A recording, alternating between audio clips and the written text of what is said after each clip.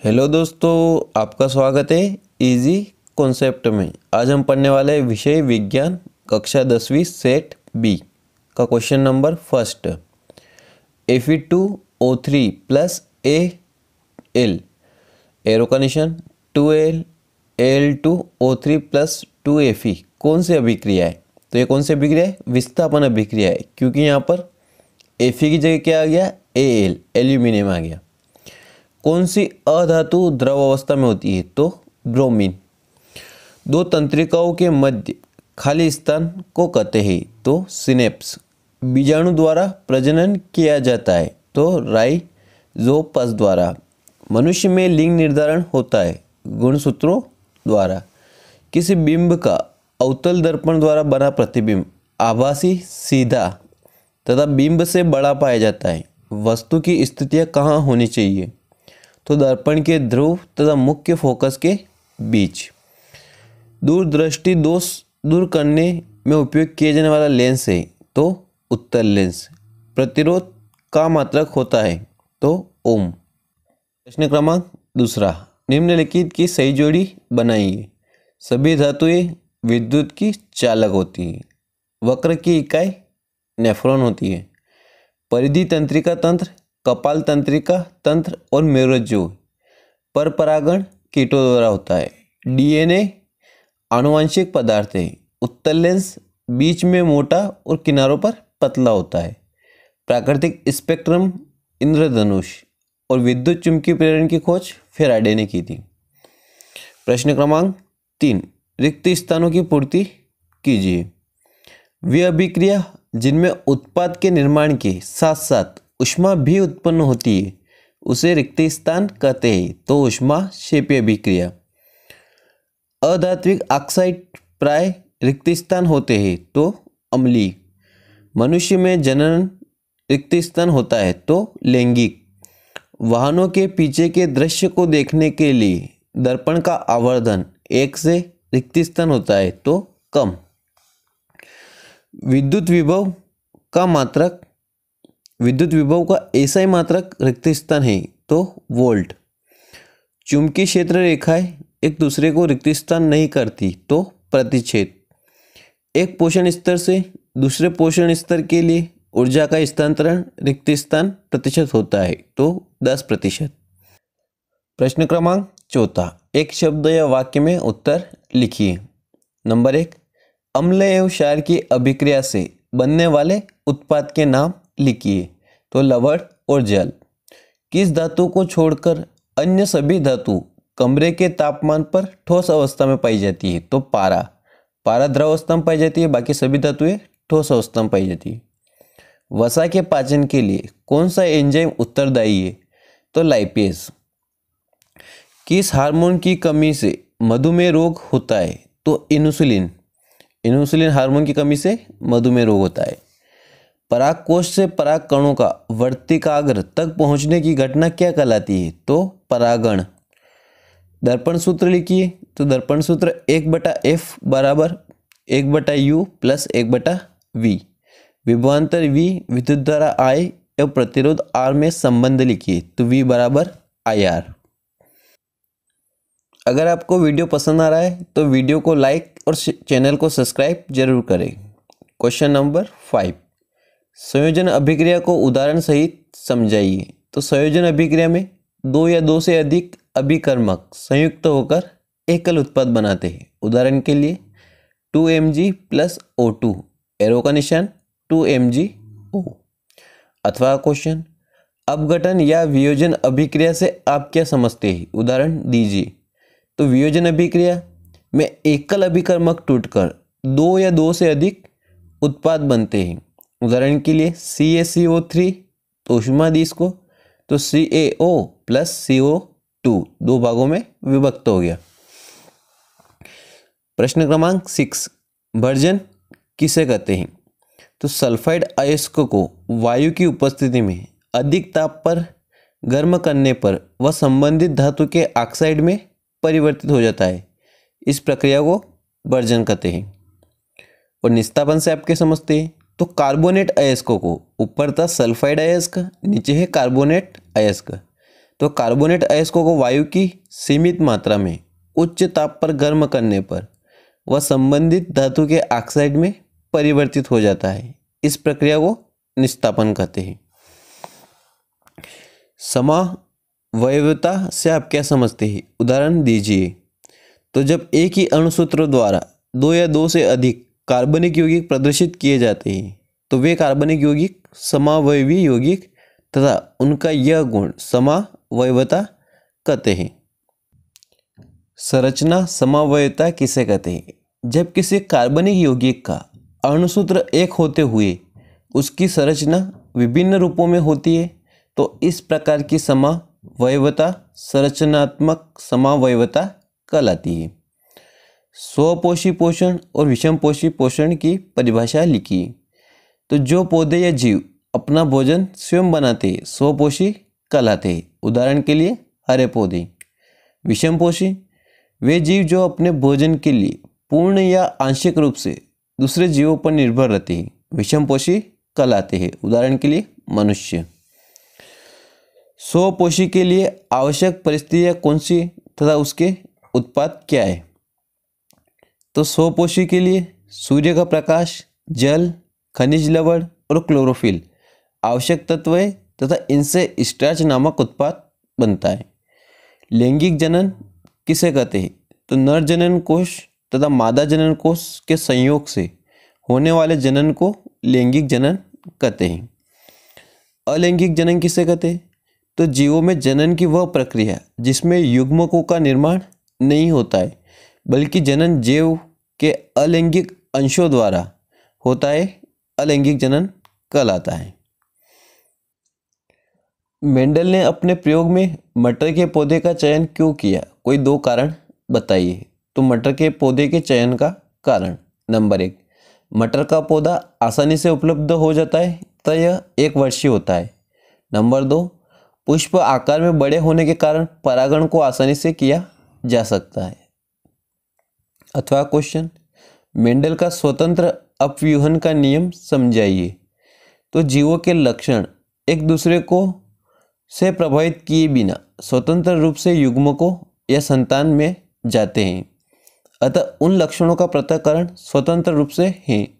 अर्थात एक लक्षण की वंशागति दूसरे लक्षण को प्रभावित नहीं करती है।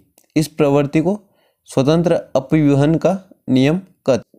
कोई डॉक्टर प्लस 1.5 डायोप्टर क्षमता का संशोधक लेंस निर्धारित करता है। लेंस की फोकस दूरी ज्ञात करें। तो लेंस की क्षमता P बराबर 1.5 डायोप्टर, तो फोकस दूरी F बराबर ज्ञात करनी है। तो लेंस की क्षमता बराबर 1 फोकस दूरी, तो लेंस की क्षमता 1.5 बराबर 1/F। तो F बराबर 1.5 नीचे या दशमलव कटे हो 0 बढ़ गई, तो 5 दूनी 10 और 5 तिया 15, तो 2/3 मीटर लेंस की क्षमता है। अतः अभिष्ट लेंस की फोकस दूरी 2/3 मीटर है तथा लेंस अभिसारी उत्तल लेंस है। उस लेंस की फोकस दूरी ज्ञात कीजिए जिसकी क्षमता -2.0 डायोप्टर है। तो लेंस की क्षमता P बराबर -2.0 डायोप्टर, फोकस दूरी F ज्ञात करनी है। तो फोकस दूरी F बराबर 1/P, तो F बराबर 1/-2.0, तो F बराबर -0.50 मीटर अर्थात -50 सेंटीमीटर। अतः यह अपसारी अवतल लेंस है। अपवर्तनांक किसे कहते हैं? निरपेक्ष अपवर्तनांक से आप क्या समझते हैं? तो अपवर्तनांक एक माध्यम के सापेक्ष दूसरे माध्यम का अपवर्तनांक पहले माध्यम में प्रकाश की चाल एवं दूसरे माध्यम में प्रकाश की चाल के अनुपात के बराबर होता है। सापेक्ष अपवर्तनांक बराबर माध्यम पहले में प्रकाश की चाल बटे माध्यम दूसरे में प्रकाश की चाल, सापेक्ष अपवर्तनांक कहलाता है। निरपेक्ष अपवर्तनांक से आप क्या समझते हैं? तो जब किसी माध्यम का अपवर्तनांक निर्वात के सापेक्ष ज्ञात किया जाता है तब इसे निरपेक्ष अपवर्तनांक कहते हैं। निरपेक्ष अपवर्तनांक बराबर वायु में प्रकाश की चाल बटे माध्यम में प्रकाश की चाल। प्रश्न क्रमांक 13, घरेलू परिपथ में पार्श्व या समांतर उपकरणों का संयोजन क्यों किया जाता है? तो घरेलू परिपथ में उपकरणों का संयोजन समांतर क्रम में इसलिए किया जाता है ताकि उन सभी उपकरणों को समान विभवांतर उपलब्ध हो सके। 13वां का अथवा। फ्यूज तार किस प्रकार विद्युत उपकरणों को नष्ट होने से बचाता है? तो जब भी विद्युत परिपथ में अतिभरण या लघुपतन के कारण धारा का मान बढ़ जाता है तो फ्यूज वायर ऊष्मा उत्पन्न होने के कारण वह गर्म होकर पिघल जाता है, जिससे परिपथ टूट जाता है और विद्युत उपकरण बच जाते हैं। क्वेश्चन नंबर 14, चुंबकीय क्षेत्र के पास लाने पर दिक्सूची विक्षेपित क्यों हो जाती है? तो दिक्सूची भी एक छोटा चुंबक है तथा दो चुंबक के मध्य आकर्षण और प्रतिकर्षण बल कार्य करते हैं, जिस कारण दिक्सूची को चुंबकीय क्षेत्र के पास ले जाने पर वह विक्षेपित हो जाती है।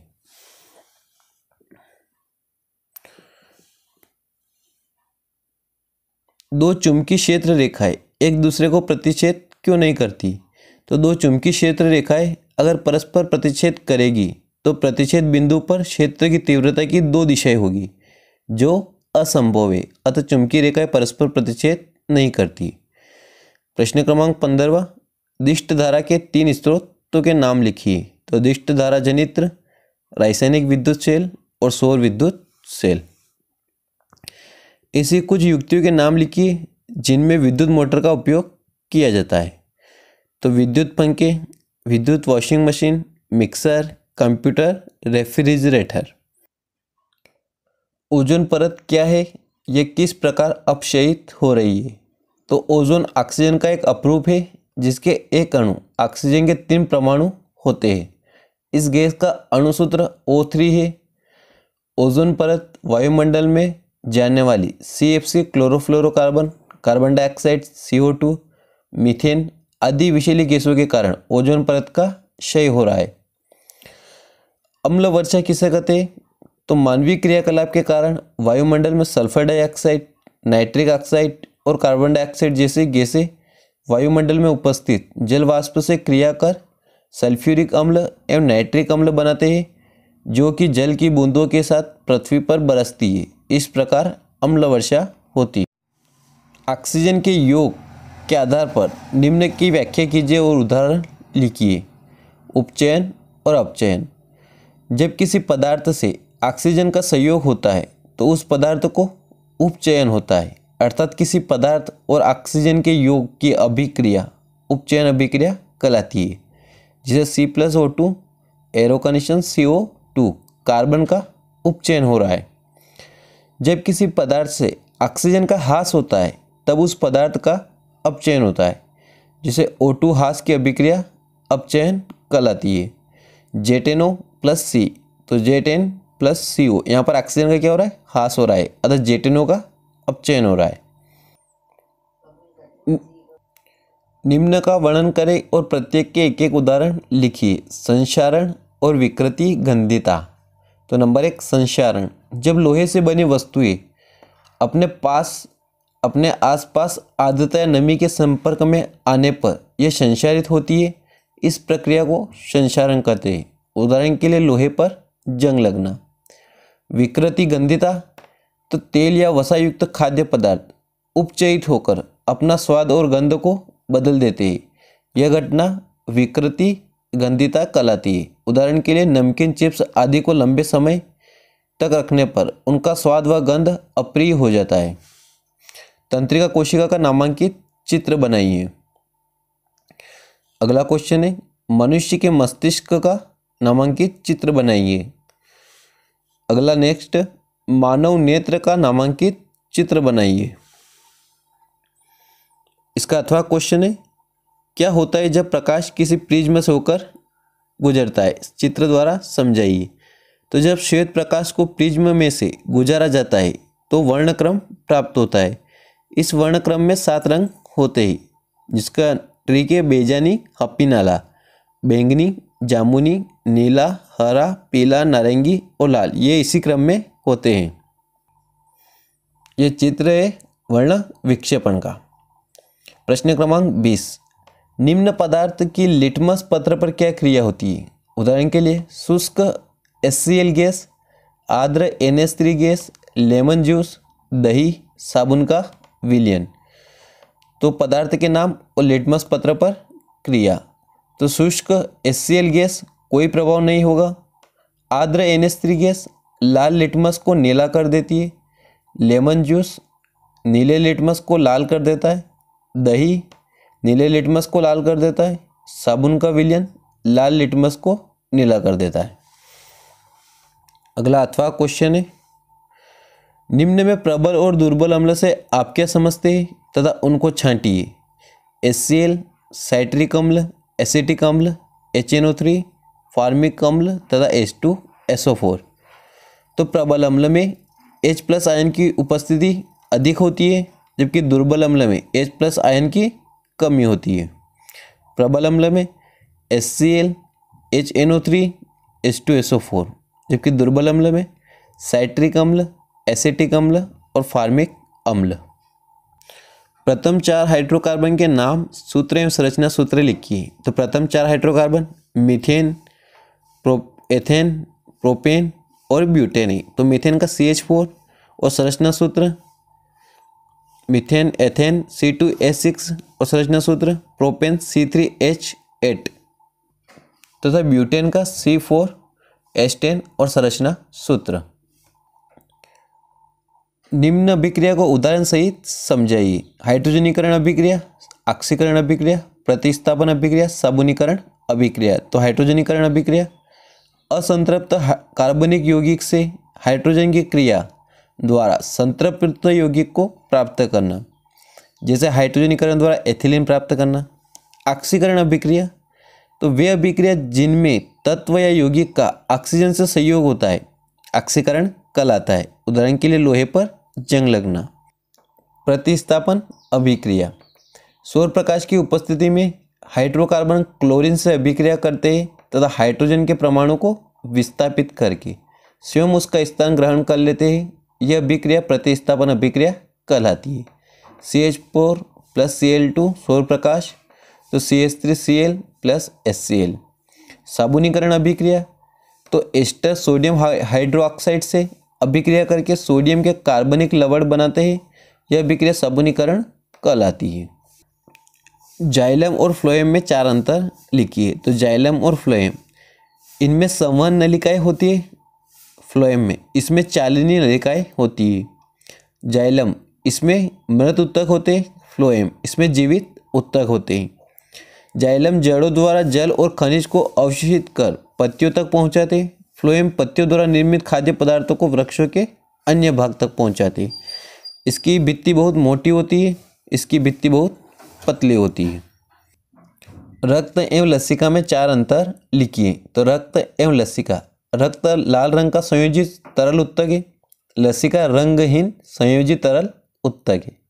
इसमें लाल रक्त कणिकाएं होती है, इसमें लाल रक्त कणिकाएं नहीं होती है। इसमें अधिक प्रोटीन पाए जाते हैं, लसिका इसमें कम प्रोटीन पाए जाते हैं। इसमें उत्सर्जित पदार्थ कम मात्रा में पाए जाते हैं, इसमें उत्सर्जित पदार्थ अधिक मात्रा में पाए जाते हैं। अगर आपको वीडियो समझ में आया तो वीडियो को लाइक और चैनल को सब्सक्राइब जरूर करें। Thank you.